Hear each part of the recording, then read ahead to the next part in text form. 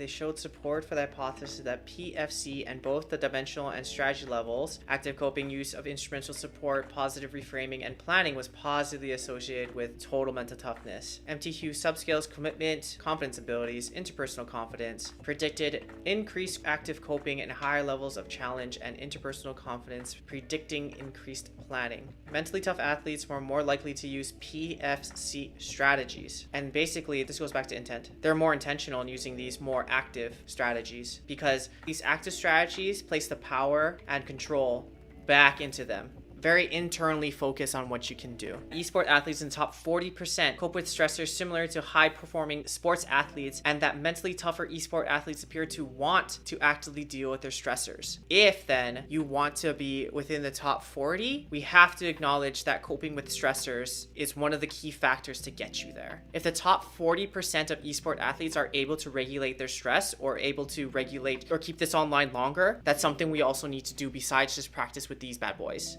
Just thoughts. And they actively deal with their stressors versus trying to avoid or push them down. Like previous studies, mentally tough esport athletes report less use of AC and AC strategies, self-distraction, substance use, and behavioral disengagement. So again, instead of avoidance, they're actively taking on these stressors. This finding suggests that athletes who have lower levels of MT and who employ more AC strategies, avoidance, may be less skillful and may not perform as well as athletes with higher levels of MT. Sport athletes and esport athletes, competitive esport athletes with higher levels of mental toughness cope similarly by employing less avoidant strategies.